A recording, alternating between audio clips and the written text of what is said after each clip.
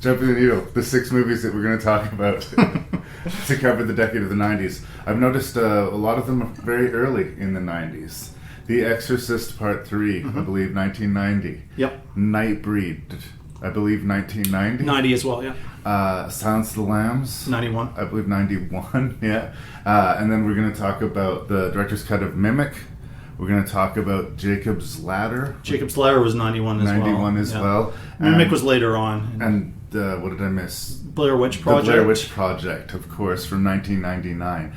But it's interesting how we're focusing, or at least the picks that we came up to discuss, most of them, 90 and 91. So, it may be the offshoot of late 80s. Who knows? It could be residual 80s creeping in, or it could just be, like I say, the Scream effect. Movies were less scary towards the middle of the 90s. Yeah.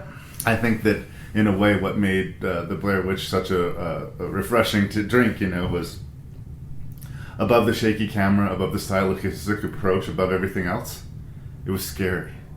And I think it had been a while since the public had been subjected to something that was honestly frightening.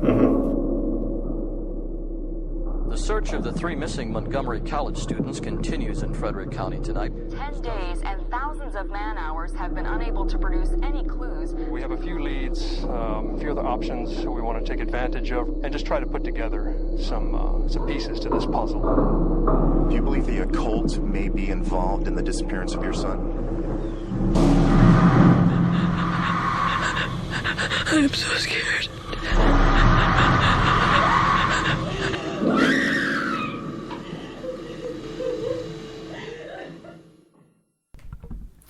All right, so Blair Witch, I guess we shouldn't talk about where they rank because I'm not sure where they're going to hit it. But we put them in very different spots on the list, as it turns out. But I both think we have a lot of respect for it. Yes. It's interesting how much this was lightning in a bottle, because it would seem like this was really easy. They just got a bunch of kids, threw them out in the woods, scared the shit out of them. They filmed it themselves. No DOP, no script supervision. They shot hours and hours of footage, and they just cut it down to the scariest 80 minutes that they could. Yep. That sounds like it would be easy to do, Jason, but it is not fucking easy to do. As you know, outdoor locations are not fun. Shooting outside is the worst. It'll be easy. We'll just shoot in some random stretch of woods. No problem. Just plug into a tree somewhere. But then you look at where it went, just like the Blair Witch franchise alone, let alone like found footage. The immediate sequel, Book of Shadows, was an absolute debacle. An absolute embarrassing debacle. Yes. Almost to the level of Exorcist II: The Heretic. Like, it's as bad as this movie is good. And then the third Blair Witch movie, which had a really decent director and creative team behind it, I think is only about 50% there. Mm-hmm. I think the second half of that movie works really well. Unfortunately, by the time we get to it, the movie's really pissed me off. Oh, yeah. So, for me, it always comes back to this first Blair Witch project. I remember there's an accompanying documentary you get on the DVD that they aired on the Space Channel here and Sci-Fi Network in the States, which purported to be one of these faux documentaries about a real legend of the Blair Witch. And I don't think you can underserve how important creating this back history narrative was for making this Blair Witch movie feel more authentic. I think just by the fact that you paid your ticket money and you were seeing this on a big screen, on some level, unless you're just a very willfully naive person, you know that this isn't a snuff film you're watching, that these kids didn't really die. But it was really easy to allow yourself to believe it. The separation between, the fiction on the screen seemed closer. Even in a movie like Jurassic Park, you understand you're in the hands of a great filmmaker. Steven Spielberg is going to show you people being eaten by dinosaurs. Yeah. They couldn't do that, but they made a movie every bit as scary. It's just so authentic. It's true horror, but it's also it's these young people making a movie that they want to make a movie, and they came up with a great concept. For me, I'm more scared about what I don't see as opposed to what I do see, which is why David Lynch is such an effective filmmaker, which we talk about throughout. But I just admire this film. I almost wonder because again, I mentioned it was up for Razzie Awards, and I was totally confused by that because I loved it. I thought it was a genuinely scary idea. To me, it's a little bit scarier watching it on some bootleg VHS in your home. Some movies are better on the big screen. Some movies are better at home in the dark. Found footage is better in the dark at home. It's a home viewing experience works better. I honestly think, as much as like the Paranormal Activity was sold on, oh, look at how much fun people are having in the theaters, I think that movie is scary in the middle of the afternoon at home, right? Well, I watched that one when I was renting a house, but I was the only person home. I watched it at something like 11 p.m., midnight. Yeah. And I could not sleep. It's the rare movie where I actually could not sleep afterwards. Right. But I've heard people, much like the Blair Witch, just completely complain that it's a terrible film. Yeah. And Blair Witch is not. One of the things I wonder about is I don't know if they had union people involved with this. If maybe there was a backlash from the industry that a movie could be this successful, made by there was truly independent. This spider under thing going on in the 90s, largely started by Steven Soderbergh and his success with Sex, Lies, and Videotape, and Richard Linklater with Slacker and Dazed and Confused and all of this, where all of a sudden you could just be some guy who made a movie and it would get picked up. So I think that the indie filmmaking thing, this seems to go in peaks and valleys generally. Yeah. Right now, we're definitely at the other end of the spectrum where... everybody with a phone can make a film. Yeah, everybody with a phone can make a film, but they're not being embraced in the same way that they were in the 90s. No. I think at some point people will get sick enough of the next superhero or the next Star Wars movie that they're going to be hungry for some indie filmmaker to blow people's minds again. But we're not quite there yet. But tick, tick, tick, tick, tick, well, tick. Particularly with horror, I think you can make an argument with Get Out that there is this craving for a genre movie like that. No, they had a little bit more money. Well, probably quite a bit more money than Blair Witch did. But I really enjoy this film. And it just depends on the situation. I've watched it and I've been really I felt uncomfortable in the right way watching it. So other times I watch and why do I love this movie so much? And then I will give it some time in between, and then I'll watch it again and no, they were on the cutting edge here. And to me, it's a movie that pioneered a subgenre, and there are a lot of films now that owe their success and more success than Blair Witch has experienced. And if they didn't pioneer it, they perfected it. Yeah. And they definitely popularized it. Well, I mean mockumentaries, but those were not, the purpose is comedy. Typically. But this, I don't recall, now mind you, I haven't seen every horror movie of all time, so I mean, I'm not sure I'm going to get there. From you can and arguably Peeping Tom from 67. Okay. Although that movie's not complete force perspective, just for the specific murder scenes that they are. And then of course there's the opening to Halloween, there's the opening to Black Christmas. The force perspective had been used before, but it hadn't been the whole enchilada necessarily, right? The entire movie. And just the way it's told. Yes, they had some scripts, but they would, for people who were telling stories at the beginning of the movie about the Blair Witch, they would say, here's the story. And they would tell the person the story, and they would ask that person to repeat that story in their own words. These are real people. Exactly. There's the one scene where they go up to this property, and you can tell the person who owns it is not comfortable. Who are these people showing up in my house? To me, that felt very real. Yeah.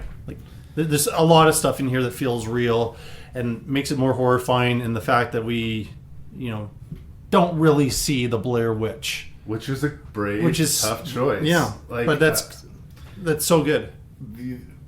we hear everything we need to about the Yep. movie. It's the other found footage movie that this has a direct influence on. I've talked about in the past. Willow Creek, which was directed by Bobcat Goldthwait. Again, you could lay Willow Creek on top of this movie, and it's almost the same movie beat for beat. I still really like Willow Creek, but you can Blair definitely Witch feel is- it. But Blair Witch, I like the way that they approached the naturalistic dialogue. They would say, you have to make your way to this point, and then they find the sticks hanging in the trees, and the actors react naturally to just discovering the sticks in the trees. They get to another plot point, and then one of them, Michael C. Williams' character, is told, okay, confess to that you deliberately lost the map. Yeah. And then that scene happens, right? But it's interesting how stuff changed through the production. When they were making the movie originally as scripted, Michael was the one that went missing first, not Josh. But Josh and Heather's relationship had become so ugly that they decided we better get rid of Josh first. And that sort of So that came from the improvisation. That came from, like where that was coming from. Yep. Also, like I said, hours and hours of footage that they had to bear down. What I really love about this is that it was the strength of the concept and the idea. To take nothing away from the actors, again, I think they do a really, really good job. The story is everything here. I mean, people can talk about, the forced perspective. They can talk about, Heather's crying and snotting all over the lens and everything like that. But what makes the movie scary is the Blair Witch. And what makes the movie really scary is that we never see the Blair Witch. Yeah.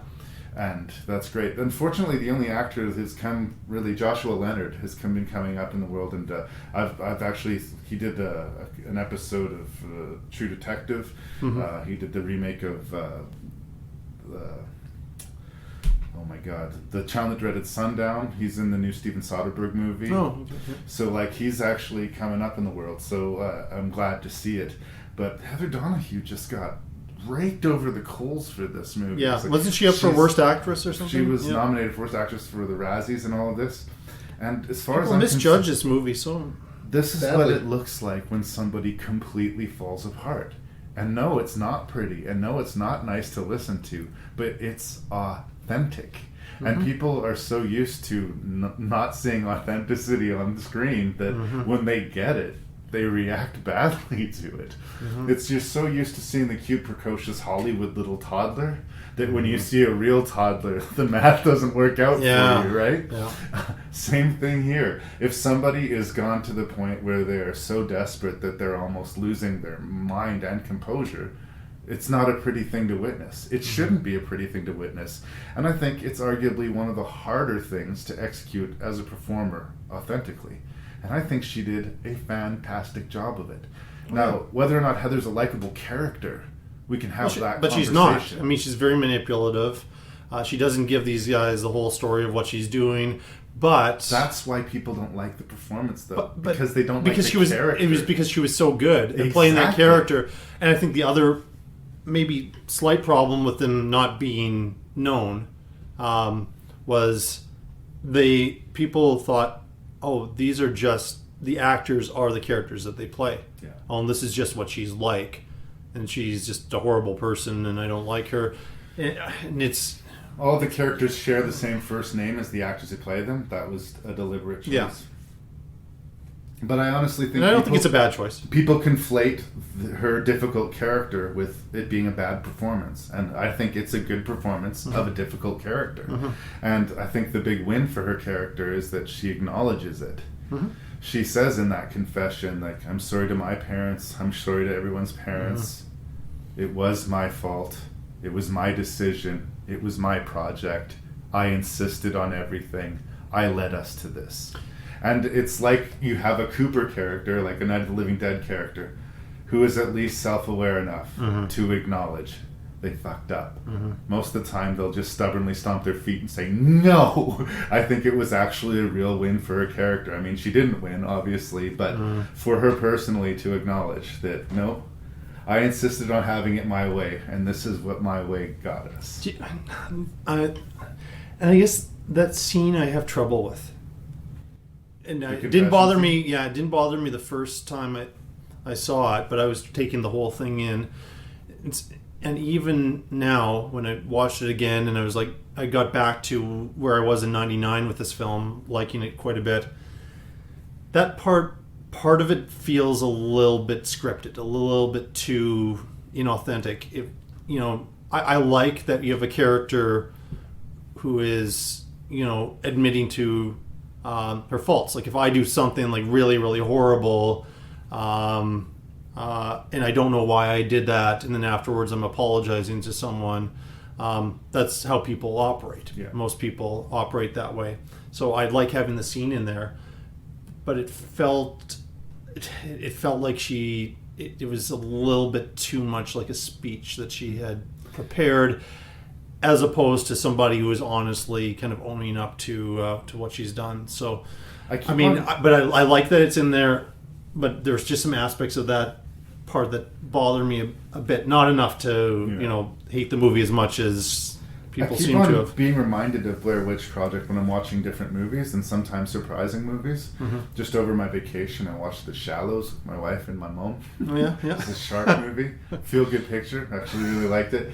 But there's a scene where she's about to swim from her rock to this buoy out in the middle of the water, and she knows there's a really good chance that she's going to die, and she has this GoPro, and she records a goodbye and an apology to her family.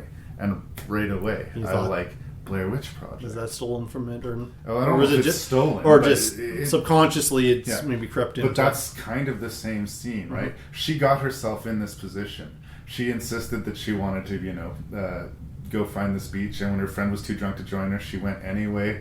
She's there by herself, and she got herself into this terrible position. Yeah. She acknowledges it. She says goodbye to her family because she assumes she's going to die, and she sort of throws this message in a bottle out to the ocean. And that's exactly how I felt about the scene in the Blair Witch Project. She doesn't know that anyone's going to find the footage. It's just something she's preparing herself for her inevitable fate. Yeah. I think at that point they know they're not going to be able to walk out of the woods. We didn't really talk plot. I just assume everybody's seen the Blair Witch Project, but they go to investigate a local legend. They start wandering around in the woods, and they find that they can't get out of it. They're clearly being fucked with by some supernatural force. At first I think they're just lost and they're blaming each other, but they slowly come to realize that they're just under her spell or under her whatever. Yeah. And it's creepy. It's creepy without showing us any of the gore at all, really. We hear stories about people being disemboweled. We hear a story about a witch that floats through the woods and has hair like a horse. We hear all of these tales, and that's enough to scare us. It goes back to the very basic, essential element, what I love about movies and what I love generally about horror fiction. Do you have a good story to tell? Because if you have a good story to tell, you can make it for a few $100 and it will conquer the world if it's good enough a story. If you don't have a story to tell, David Lynch, it just goes nowhere. I feel like that should be the last line there, that I should be allowed to respond to this. You're allowed to respond. I'm sorry, it was a cheap shot at David Lynch. But, that seems to be the Lee Beckman controlling our minds here and fighting over David Lynch is what this has become. But the bullet point is that Blair Witch lives up to the hype. I think that it's kind of our generation's Texas Chainsaw Massacre in a lot of ways, in that if you didn't see it when it came out, of the time it came out, its strengths might not be immediately obvious. It's important for when it came out of that time. But no movie in the 90s scared me as much as the Blair Witch Project. Yeah, so, fair enough. The thing I do want to say that I think people, whether you go along with the whole story of the witch and all that, a lot of people go camping. Yes. And there's still something very, very creepy about going camping and the silence of it, and then you start to hear things, and so the movie also works on that level. And we have these, because of the camera, they're filming a lot in this tent, and like, what is going on outside of this tent? What you imagine will be worse than anything they could show you. It's like going to summer camp, there's this kindly woman that turns out to be Jason's mother there. Yes. So, yeah. And it's this weird conceit that you're sleeping in the middle of this wilderness, in the middle of this darkness, in the middle of this wildness, And what's protecting you? A tiny thin scrap of fabric. Yes. Anything that wants in to get you Oh, is just of course. go in and get you. Yeah, it's not going to protect you from a bear. It's like hiding under a blanket when a bear attacks you. Yeah. Right? It's just not going to do Or the anything. monster in your closet. Exactly. And you're hiding under your safe blanket. Well, you know. At the end of the day, we're not supposed to be traipsing out in the woods, so don't do it. Yeah.